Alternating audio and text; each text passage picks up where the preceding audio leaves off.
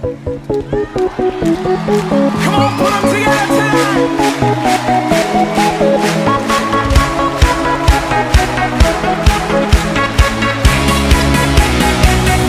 1, 2, let's go.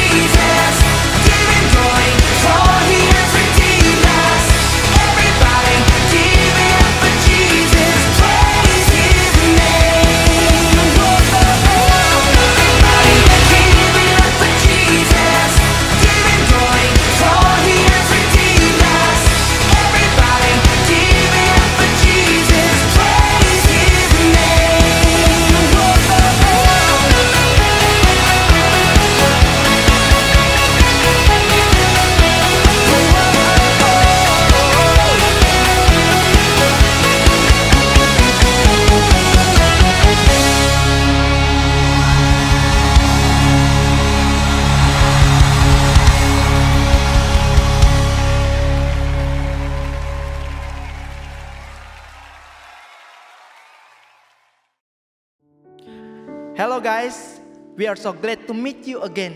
Welcome to online service Youth and Teens GKA Gloria. Guys, hari ini kita akan merenungkan satu tema, yaitu He is our praise. Dan pembicaranya kece loh. Pembicaranya adalah Pendeta Esra Alfred Soru. Kita berharap teman-teman semua memperoleh berkat ya melalui firman Tuhan yang akan disampaikan.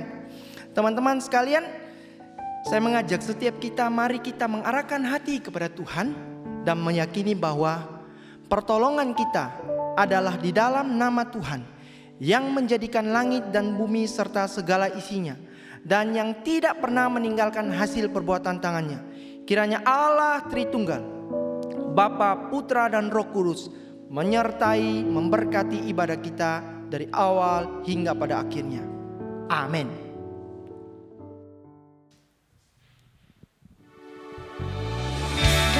Yang bersyukur, mari kita datang ke hadirat-Nya untuk menyembah Dia, karena Dialah satu-satunya pengharapan dan kekuatan, dan Dialah yang menyertai kita dari dulu, sekarang, sampai selamanya.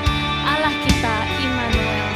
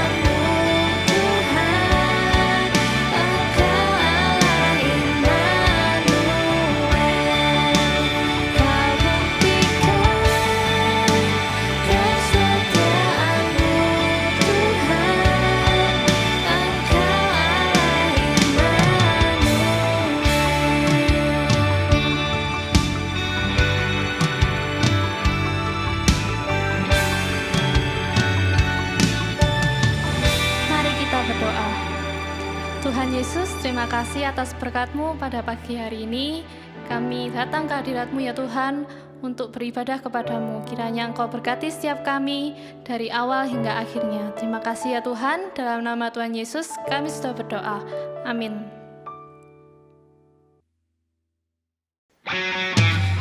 Mari kita tinggikan dan pujikan namanya, karena hanya Dialah satu-satunya Allah yang besar. Yesus mulia.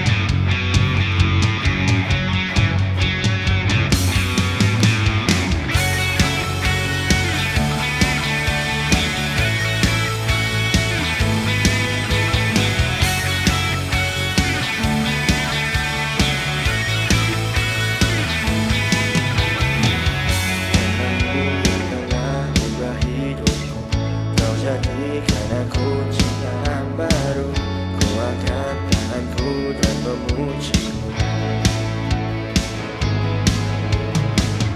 Hidupku tak sabar sejak awal, dan kini Engkaulah pusat segalanya. Kasih-Mu kan selalu cukup bagiku. Keagungan-Mu, kedahsyatan-Mu terpancar dari dunia dunia. Segala yang ada Tuhan kau ciptakan, karya-Mu sungguh tiada taranya.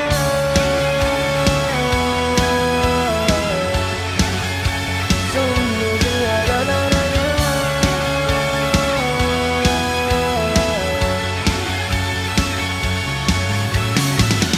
Oh oh oh oh oh, mulia namamu.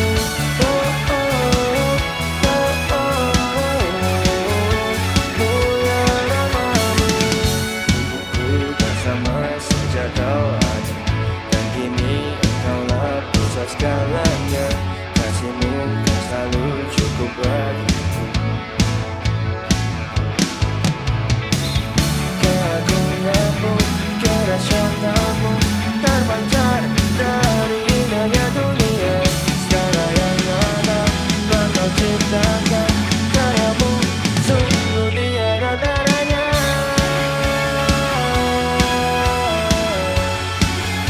Sungguh tiada taranya.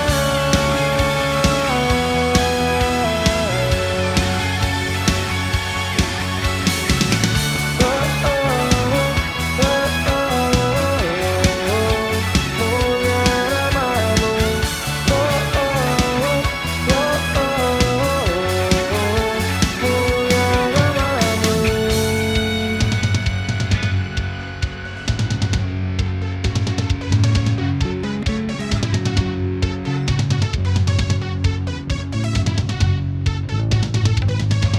To God be the glory for the things He's done. To God be the glory for the things He's done. To God be the glory for the things He's done. To God be the glory for the things He's done. Keagungan-Mu, kedahsyatan-Mu terpancar dari indahnya dunia. Kami nyatakan Yesus mulia. Segala yang ada Tuhan kau ciptakan, karya-Mu sungguh tiada taranya. Kami nyatakan Yesus mulia. Oh oh oh oh, mulia namamu. Oh oh oh oh, mulia namamu. Oh oh oh oh, mulia namamu. Oh oh oh oh, mulia namamu.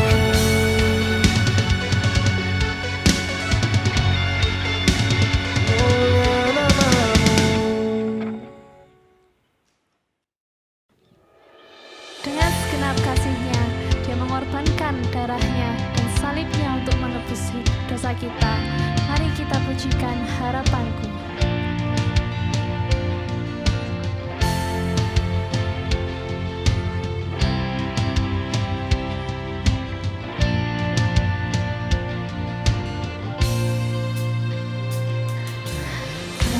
Kasih-Mu, karya-Mu nyata dalamku. Kau pegang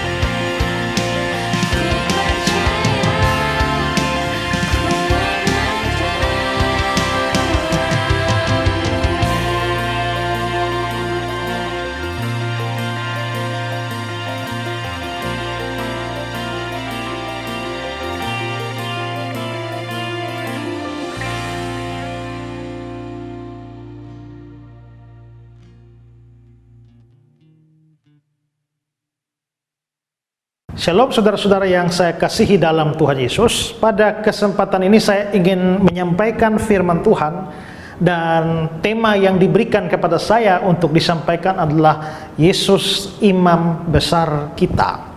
Saudara-saudara, Alkitab menyebut Yesus dengan berbagai nama, berbagai sebutan, berbagai jabatan. Misalnya kalau kita melihat di dalam Yesaya 9 ayat yang kelima, nubuat tentang kelahirannya, dia bilang namanya disebutkan orang penasihat ajaib, Allah yang perkasa, Bapa kekal, Raja damai. Itu adalah sebutan-sebutan bagi dia. Juga di dalam Matius pasal 1 kita bisa lihat juga bahwa dia disebut sebagai Immanuel, yang artinya Allah beserta dengan kita. Dia juga disebut sebagai gembala yang baik. Dan Alkitab juga menyebut Yesus itu sebagai nabi, sebagai raja, dan juga sebagai imam. Nah, pada kesempatan ini kita hanya akan belajar satu jabatan Yesus, yakni imam. Dan satu kitab di dalam Perjanjian Baru yang secara khusus berbicara tentang Yesus sebagai imam itu adalah surat Ibrani. Surat Ibrani secara eksplisit mengatakan bahwa Yesus Kristus itu adalah imam besar kita. Saya mau membacakan 2 ayat dari surat Ibrani yang menyatakan itu. Pertama adalah Ibrani pasal 4 ayat yang ke-14 berbunyi, karena kita sekarang mempunyai imam besar agung yang telah melintasi semua langit, yaitu Yesus Kristus anak Allah, dan seterusnya. Karena kita sekarang mempunyai imam besar agung, kita punya imam besar agung. Lalu di dalam pasal yang kelima, ayat yang kelima dikatakan begini, demikian pula Kristus tidak memuliakan dirinya sendiri dengan menjadi imam besar, tetapi dimuliakan oleh Dia yang berfirman, dan seterusnya. Berarti Yesus itu disebut sebagai imam besar agung kita. Nah, saudara-saudara, menarik sekali bahwa Yesus disebut dengan sebutan atau gelar imam besar ini. Nah, kalau begitu apa makna teologisnya? Apa makna di dalamnya ketika Yesus itu disebut sebagai imam besar? Nah, pada kesempatan ini saya ingin berbagi 2 pengertiannya atau 2 implikasi daripada Yesus disebut sebagai imam besar. Yang pertama, saudara-saudara, kita melihat bahwa imam besar, sebutan bagi Yesus ini itu berhubungan dengan fungsi keimaman, yakni perantara antara manusia dan Allah. Di dalam Perjanjian Lama kita mengenal ada banyak imam, orang-orang Lewi, imam-imam, tetapi juga ada imam besar, yakni Harun dan keturunannya. Dan di dalam Perjanjian Lama, imam itu fungsinya itu adalah perantara antara manusia dengan Allah. Kenapa ada perantara? Karena kita tahu sejak manusia jatuh ke dalam dosa, manusia sudah putus hubungan dengan Allah. Kalau kita melihat misalnya dalam Kejadian pasal 3, ketika Adam dan Hawa berbuat dosa lalu mereka diusir dari Taman Eden. Lalu di dalam Yesaya 59, yang menjadi pemisah antara engkau dan Tuhan Allahmu ialah segala dosamu. Jadi kita bisa melihat bahwa memang dosa memisahkan manusia dari Allah. Manusia dan Allah yang tadinya mempunyai persekutuan yang erat, persekutuan itu hancur dan terpisah, sehingga manusia tidak bisa datang lagi kepada Allah. Tetapi karena Allah itu baik, karena Allah itu mengasihi manusia, maka Allah masih mau menjalin hubungan antara manusia dengan dirinya. Tetapi manusia itu dosa, Allah itu adalah Allah yang suci. Maka manusia yang berdosa tidak bisa datang begitu saja kepada Allah. Tidak bisa, karena matamu terlalu suci untuk melihat kejahatan, kata firman Tuhan. Nah, kalau begitu Allah terpisah dari manusia, tapi Allah mau menjalin hubungan dengan manusia. Tapi manusia berdosa, ini menjadi penghambat dalam relasi manusia dengan Allah. Lalu ditetapkanlah oleh Allah dengan melalui imam besar. Jadi imam itu adalah perantara antara Allah dan manusia. Di sini ada manusia, di sana ada Allah, dan imam berada di antaranya. Imamlah yang menjadi penghubung antara Allah dan manusia. Nah, saudara-saudara, di dalam perjanjian lama kita kenal bait Allah, tapi sebelum itu ada kemah suci atau tabernakel. Di dalam kemah suci atau bait Allah itu terdiri dari 3 bagian. Pertama itu adalah pelataran seluruh halaman, lalu ada ruang namanya ruang suci, lalu ada ruang maha suci. Ruang maha suci itu boleh digambarkan sebagai tempat tinggal Allah di bumi, dan tidak sembarang orang bisa masuk ke dalam ruang maha suci itu. Allah berdiam di sana. Ada satu tirai yang menghalangi orang untuk masuk ke dalam ruang maha suci itu. Nah, tidak boleh ada orang masuk, itu menandakan bahwa manusia memang tidak bisa datang kepada Allah. Tapi demi hubungan antara Allah dan manusia itu, maka ada yang namanya imam besar. Imam besar itu datang menghadap Allah dengan membawa seluruh dosa umat manusia. Dan ingat, imam besar itu hanya masuk 1 kali 1 tahun saja ke dalam ruang maha suci. Di luar waktu yang ditetapkan, imam tidak boleh masuk. Kalau masuk sembarang itu bisa mati.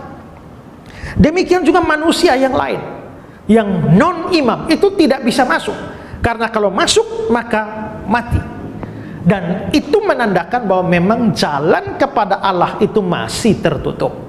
Nah, saudara-saudara, satu peristiwa penting waktu kita memikirkan tentang kematian Tuhan Yesus adalah pada waktu Tuhan Yesus mati, satu mujizat terjadi, yaitu tirai bait Allah terbelah menjadi 2. Tirai bait Allah ini tirai bait Allah yang mana? Yaitu tirai bait Allah yang memisahkan antara ruang suci dan ruang maha suci.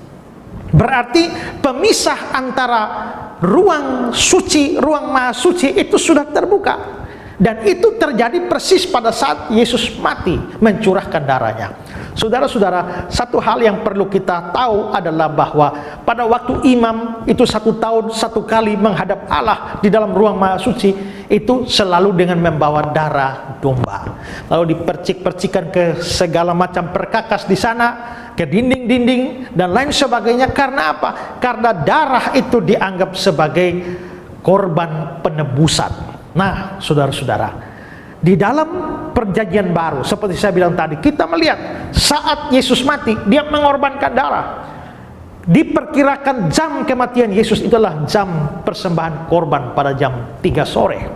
Dan saat Yesus mencurahkan darah itulah tirai bait Allah terbelah menjadi 2. Itu berarti bahwa jalan kepada Allah sekarang sudah terbuka. The way to the heaven is now straight. Jikalau tirai itu masih ada, maka jalan kepada Allah masih tertutup. Tapi kalau tirai itu sudah terbuka, maka jalan kepada Allah sudah terbuka. Dan yang paling penting bukan hanya terbukanya jalan itu, tetapi siapa yang membuka jalan itu. Yang membuka jalan itu adalah Kristus melalui korban penebusannya, darahnya yang tercurah di atas kayu salib. Kalau begitu, saudara-saudara, Yesus itu menjadi imam besar. Yesuslah yang telah mengorbankan darahnya, mencurahkan darahnya. Dia menjadi imam besar yang menjadi perantara antara manusia dan Allah. Itulah yang dikatakan dalam surat Ibrani. Nah, saudara-saudara, ada yang menarik di sini adalah bahwa jikalau Harun dan keturunannya itu memang adalah imam, di sana ada Allah, di sini adalah manusia, dan imam itu ada di tengah-tengah, tapi imamnya itu manusia. Di sana ada Allah, di sini ada manusia, di tengah-tengah ada imam, tapi imamnya hanyalah seorang manusia, dan imamnya juga adalah orang berdosa, sama seperti manusia lainnya. Tapi berbeda dengan itu adalah Yesus Kristus. Di sana ada Allah, di sini ada manusia. Lalu kalau Yesus imam besar, berarti Yesus ada di tengah-tengah. Tapi yang tadi kan saya jelaskan bahwa manusia, imam perjanjian lama itu Allah, manusia. Tapi imamnya, pertama, dia hanya manusia. Kedua, dia juga berdosa. Tapi Yesus sebagai imam, dia itu adalah Allah manusia. Juga dia tidak berdosa. Jikalau imam perjanjian lama dia menjadi perantara antara Allah dan manusia dan dia berdosa, ternyata imam besar kita Yesus Kristus, dia perantara antara manusia dengan Allah, tapi dia tidak berdosa. Juga imam perjanjian lama dia perantara antara manusia dengan Allah, tapi dia cuma manusia. Sedangkan Yesus Kristus adalah imam besar kita, perantara antara kita dengan Allah, tapi dia bukan hanya manusia, tapi dia Allah juga. Saya kira ada banyak bagian kitab suci yang mengatakan bahwa Yesus adalah Allah. Di dalam Yesaya 9 ayat 5 dikatakan bahwa dia disebut sebagai Allah yang perkasa.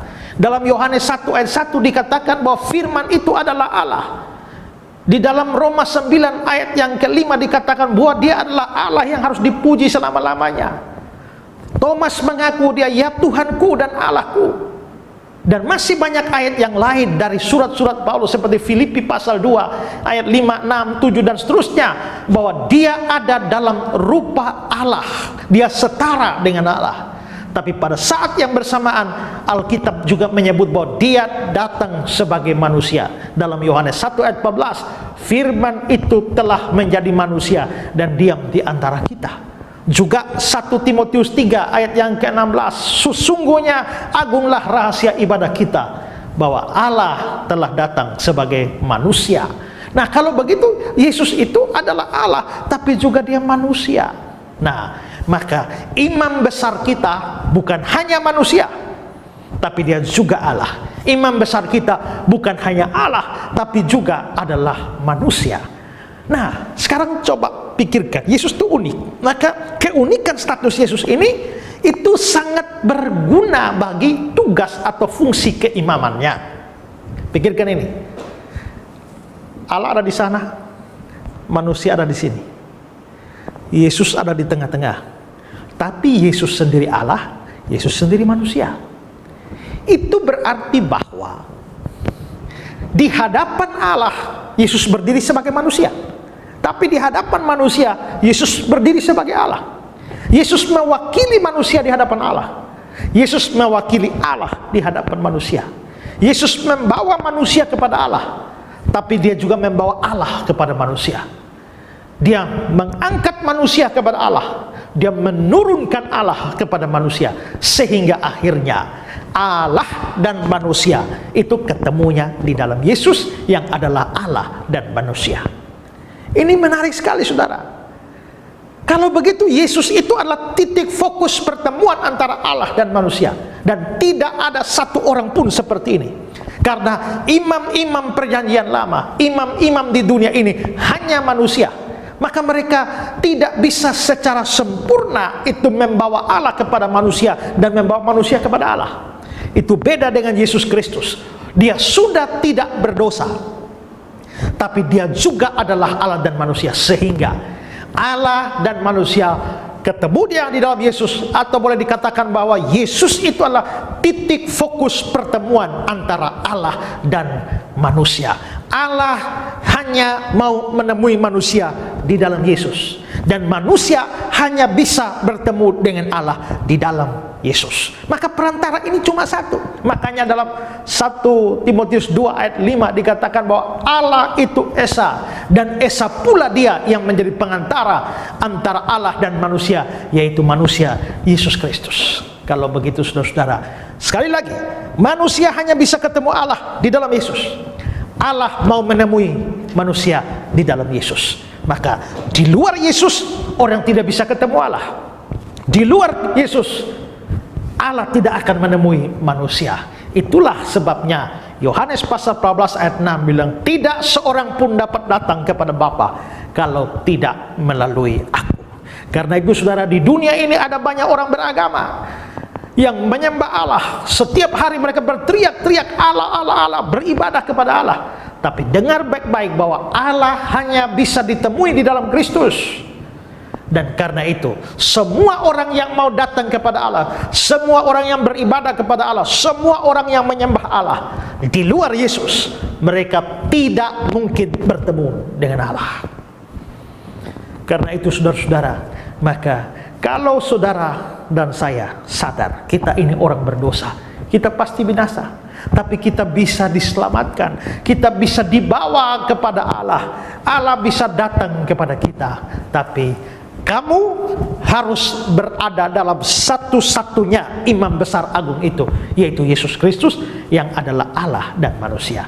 Di luar Dia, kamu tak mungkin bertemu dengan Allah. Karena itu, sekalipun kita adalah orang Kristen, tapi saya mau berkata, apakah kamu sudah sungguh-sungguh percaya Yesus? Apakah kamu sudah sungguh-sungguh berada di dalam Kristus? Kalau kamu hanya Kristen, tapi tidak sungguh-sungguh percaya Yesus sebagai juru selamat, sebagai Tuhan, Dia tidak menjadi perantara bagi kamu.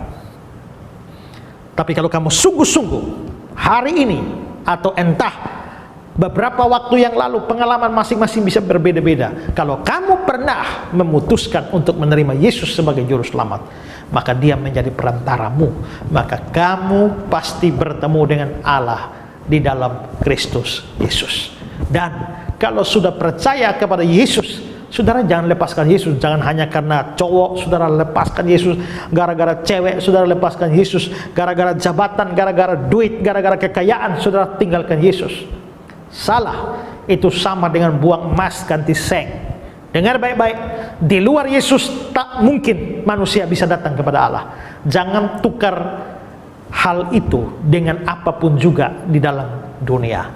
Berarti kita bisa lihat Yesus imam besar kita itu pertama-tama itu mempunyai fungsi keperantaraan, bahwa Dialah satu-satunya perantara antara kita dengan Allah. Percaya sungguh-sungguh kepada Yesus supaya kamu boleh dimediasi oleh Kristus untuk perjumpaan dengan Allah secara pribadi yang berdampak bagi keselamatan. Itu yang pertama. Yang kedua, keimaman Kristus itu berhubungan dengan pengertiannya dan simpatinya dengan kita manusia berdosa. Di dalam Ibrani pasal yang keempat, tadi saya sudah baca ayat 14 ya, karena kita sekarang mempunyai imam besar agung.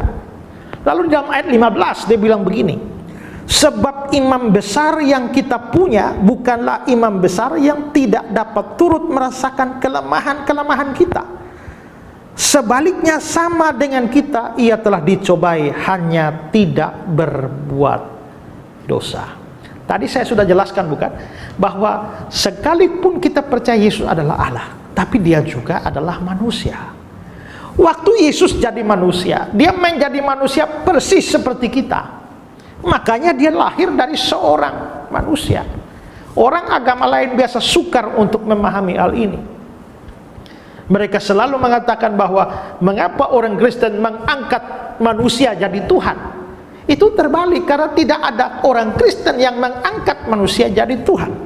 Yang kita percaya adalah Tuhan menjadi manusia. Manusia jadi Tuhan mustahil memang. Tapi kalau Tuhan jadi manusia, apanya yang mustahil?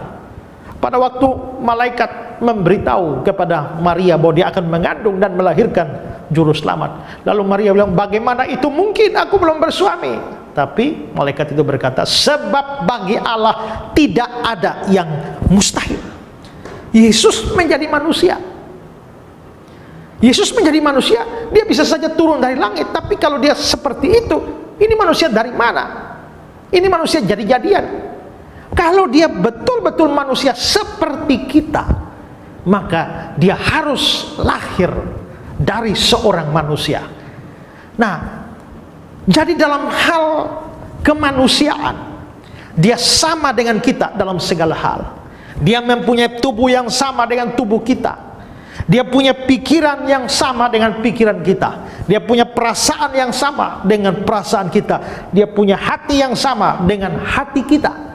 Bedanya adalah kemanusiaan kita berdosa, kemanusiaannya itu suci.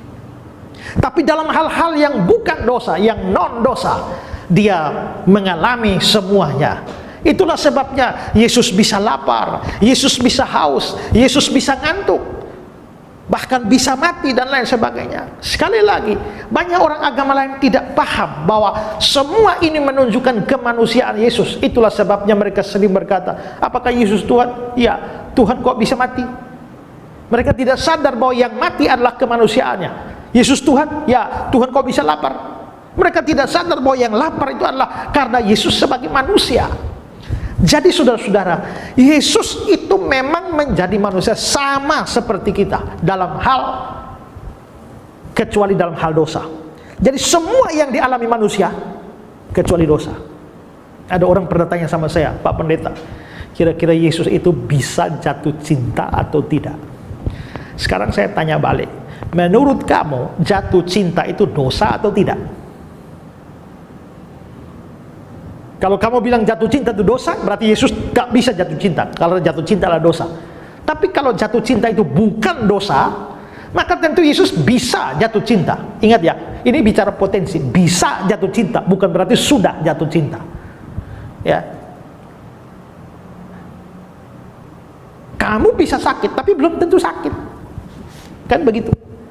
Nah, karena itu, maka Yesus sama dengan kita. Saya tidak mau berkata bahwa Yesus memang pernah jatuh cinta. Alkitab tidak ngomong demikian, dan saya percaya tidak. Dia mencintai manusia dengan cinta yang lain, dengan kasih yang lain. Bukan dalam pengertian kasih eros seperti laki jatuh cinta sama perempuan. Tapi secara potensi, kalau dia betul-betul manusia, potensi itu ada. Nah, karena Yesus itu manusia, maka dia menjadi sama dengan kita, mempunyai darah dan daging. Nah, maka sebagai manusia kita lemah, kemanusiaannya juga lemah, mengalami kelemahan-kelemahan manusia. Nah, tapi dia lalu menjadi imam besar kita, dia menjadi perantara kita. Kalau begitu imam besar kita itu juga manusia. Nah, maka ini mempunyai manfaat lain bagi kita, bahwa ternyata dia bisa merasakan kelemahan-kelemahan kita. Makanya Ibrani 4 ayat 15 itu dikatakan bahwa sebab imam besar yang kita punya bukan imam besar yang tidak dapat turut merasakan kelemahan-kelemahan kita. Dia turut merasakan kelemahan-kelemahan, maka dia tahu pergumulan kita. Kalau kamu khawatir, dia mengerti kekhawatiran seorang manusia karena dia pernah jadi manusia. Kalau kamu sakit hati, dia mengerti. Karena apa? Karena dia pernah menjadi manusia. Rasanya, kalau kamu pernah rasa dikhianati, dia juga pernah rasa. Karena dia pernah dikhianati oleh muridnya Yudas Iskariot. Kalau kamu pernah ditinggalkan, dia juga pernah rasa ditinggalkan oleh banyak pengikutnya. Kalau kamu dalam kemiskinan, dia juga pernah rasa. Kenapa? Karena dia sendiri pernah mengalami, bahkan hidup dalam kemiskinan. Serigala punya liang, burung punya sarang, anak manusia tidak punya tempat meletakkan kepala. Kalau kamu pernah kekurangan, dia pun pernah mengalami.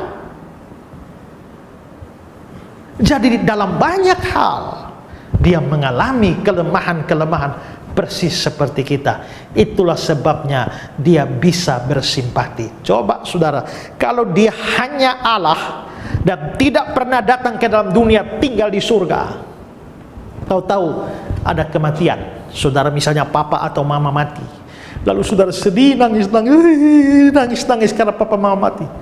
Lalu Tuhan datang. Ini contoh, Tuhan datang, bersabarlah ya, tidak usah sedih terus menerus. Lalu saudara bilang apa? Saudara bilang, Tuhan ngomong si enak. Kenapa? Tidak pernah mengalami kedukaan, tinggal di surga terus. Tapi saudara tidak bisa ngomong begitu. Kenapa? Karena dia pernah tinggal di dunia ini, dan dia sendiri pernah mengalami duka cita karena kematian orang-orang yang dia kasihi. Saudara baca di Yohanes 11 itu, Lazarus mati dan Yesus pun menangis. Berarti dia mengalami kesedihan. Maka kita tidak bisa menuduh, Tuhan omong enak karena di surga. Saudara lapar, Tuhan bilang sabarlah, kuatkanlah. Memang Tuhan omong tidak pernah lapar sih, tapi kita tidak bisa omong begitu. Kenapa? Karena dia pun pernah merasakan lapar, dia pernah merasakan haus, dia pernah merasakan dikhianati, dia pernah merasakan dihina, dia pernah merasakan diolok, dia pernah merasakan tekanan psikologi yang hebat. Misalnya seperti di Taman Getsemani, sampai keringatnya seperti titik-titik darah. Dia mengalami tekanan psikologis yang hebat.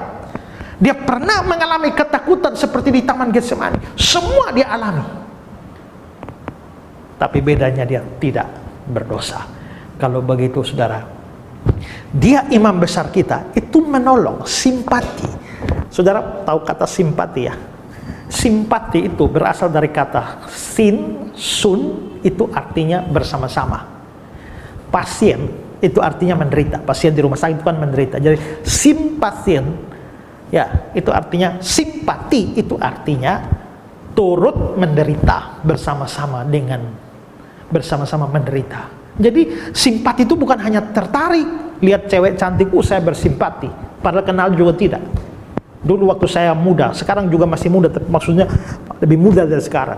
Itu ada lagu bilang begini, jatuh cinta berjuta rasanya, yang dicinta tak tahu siapa orangnya. Lah, yang dicinta tak tahu siapa orangnya, itu bukan cinta. Ya, itu cuma tertarik. Ya, itu juga bukan simpati karena orangnya tidak dikenali. Bagaimana merasakan, turut merasakan. Simpati itu turut menderita. Nah, orang yang turut menderita kalau orang itu pernah menderita.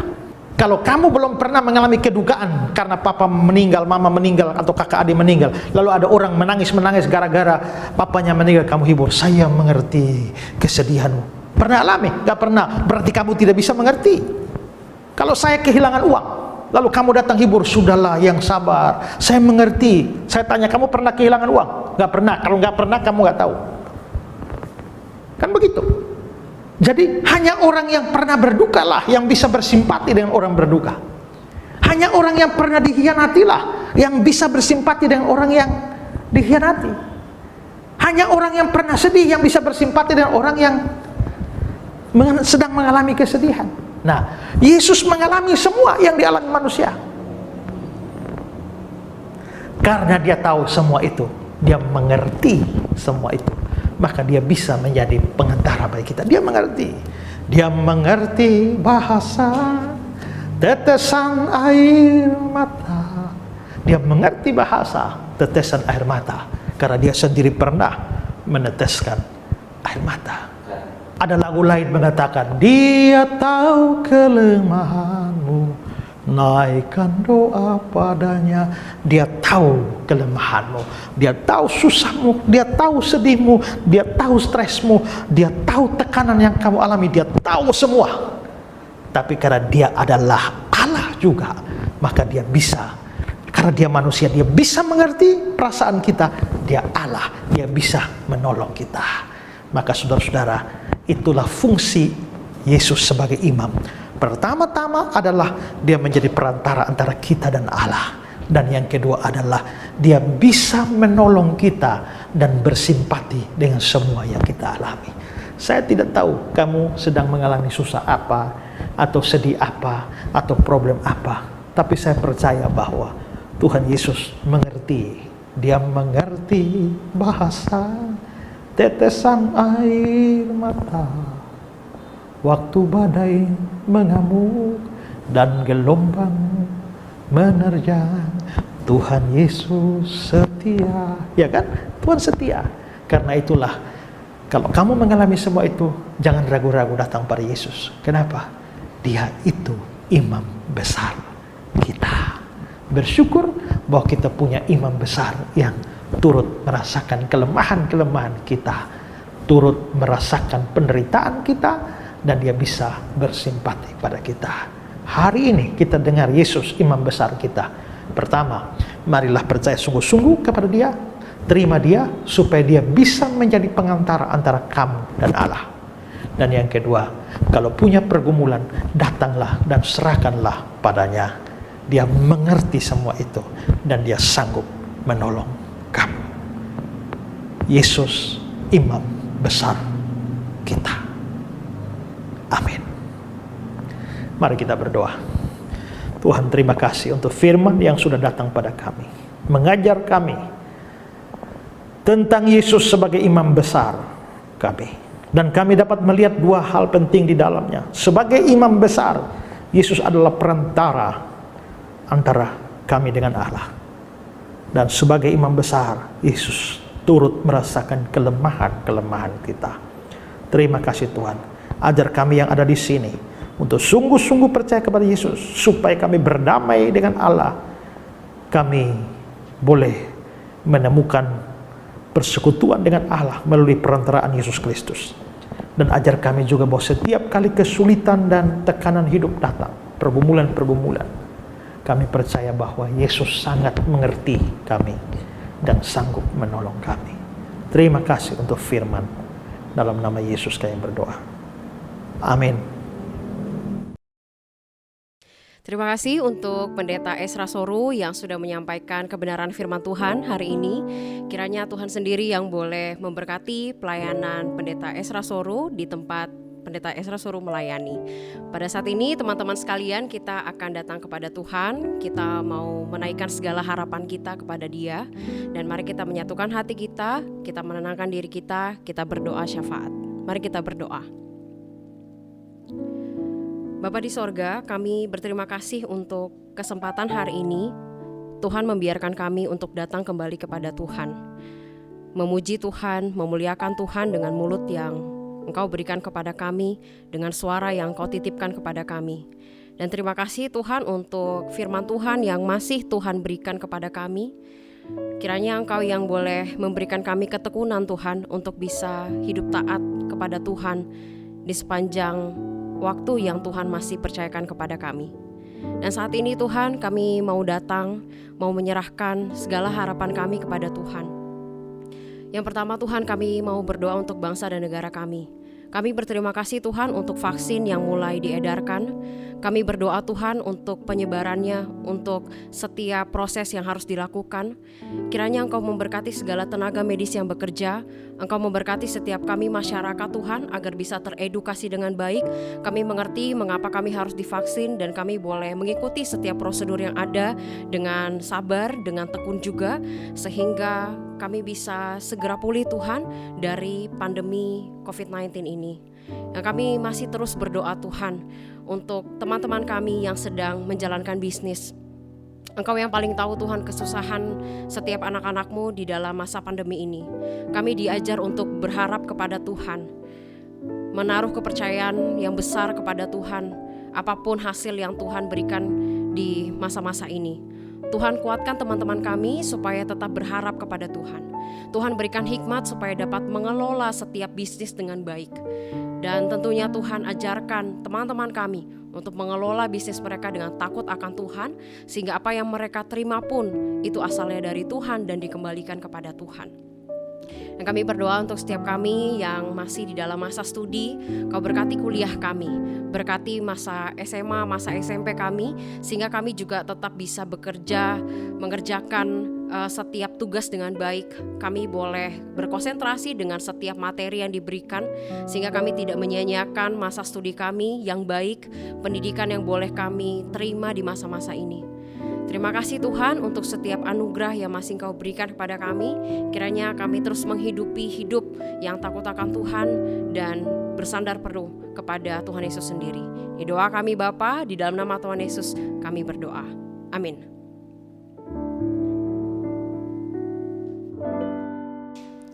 Mari kita mengikrarkan pengakuan iman rasuli. Pengakuan iman rasuli. Aku percaya kepada Allah, Bapa yang Maha Kuasa, kaki langit dan bumi, dan kepada Yesus Kristus anaknya yang tunggal Tuhan kita, yang dikandung dari Roh Kudus, lahir dari anak darah Maria, yang menderita sengsara di bawah pemerintahan Pontius Pilatus, disalibkan, mati dan dikuburkan, turun dalam kerajaan maut. Pada hari yang ketiga, bangkit pula dari antara orang mati, naik ke surga, duduk di sebelah kanan Allah, Bapa yang Maha Kuasa. Dan dari sana Ia akan datang untuk menghakimi orang yang hidup dan yang mati. Aku percaya kepada Roh Kudus, gereja yang kudus dan am, persekutuan orang kudus, pengampunan dosa, kebangkitan tubuh, dan hidup yang kekal. Amin.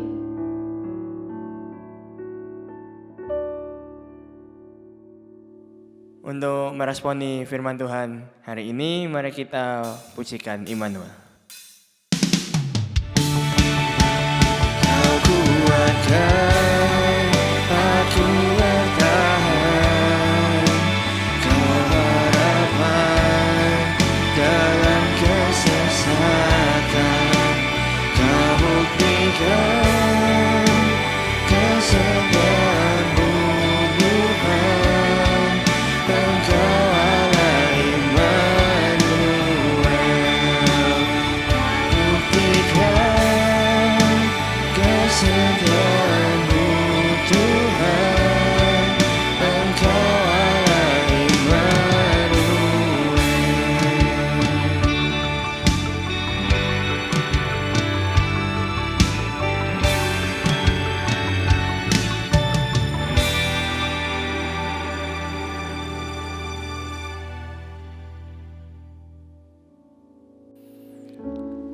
Guys, puji nama Tuhan, kita sudah selesai bersama-sama merenungkan kebenaran firman Tuhan.